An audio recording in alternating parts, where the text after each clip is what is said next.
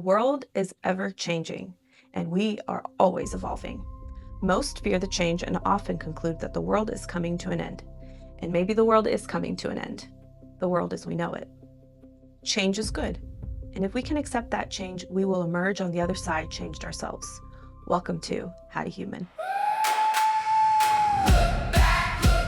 See the spark in the mud. Every hard road made a better blood. Still learning how to human. Welcome to How to Human, a podcast series where we ask one simple question that turns out not to be so simple at all. How do we actually be human? Because the truth is, we've been human for a very long time, but that doesn't necessarily mean we figured it out. When most people think about human history, they're thinking about the last 1,000 years, civilizations, empires, modern life.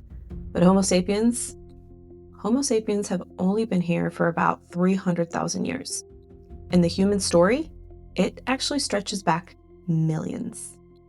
And here's something important to understand. Those early humans weren't something separate from us. They were us, our ancestors. Their story is our story. The only difference, time. So let's begin by zooming all the way out when the human story first began, millions of years ago. Not with one kind of human, but with many. Approximately 21 different species of humans have been discovered to date. The earliest known species in the human family tree lived over 6 million years. The Sahelanthropus tudensis began walking upright in order to survive, living in a diverse habitat, a world very different from ours. They weren't fully like us, but they weren't apes either. They were evolving, beginning to walk upright, beginning to step into something new. Orinin tudensis lived 6 to 5 million years ago, the oldest early human in our family tree. Then come humans like Australopithecus afarensis, one of the longest lived and best known early human species, living around 4 to 3 million years ago. They walked upright, and that's one of the defining traits of being human, but their brains were still small, their lives still closely tied to the natural world. This species survived more than 900,000 years. That's 3 times as long as our species.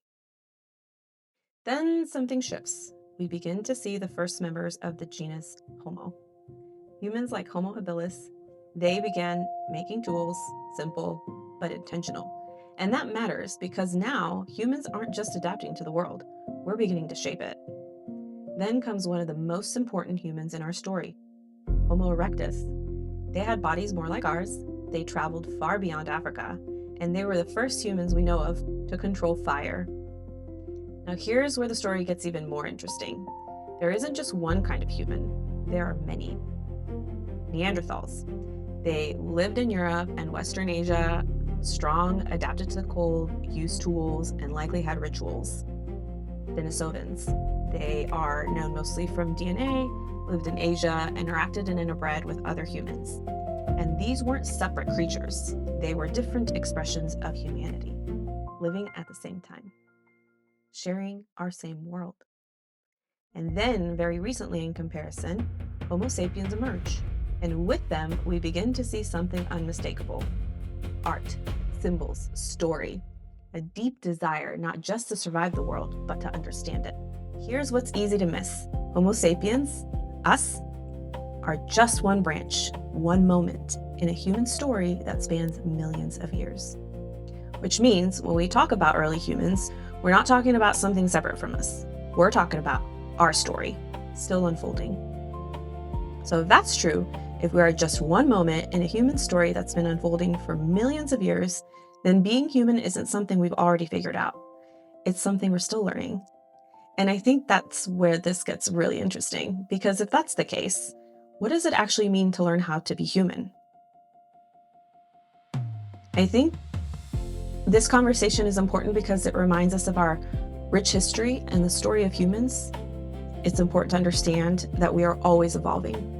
Homo sapiens almost became extinct 90 to 70,000 years ago, likely due to widespread drought, climate fluctuations, and the human species may have been reduced to no more than 10,000 adults of reproductive age. Cooperation in humanity helped humans to survive near extinction. And I think that that can be true of us today as we face new challenges, evolution, changes in our world. We too can learn how to survive if we learn to work together in community. We were never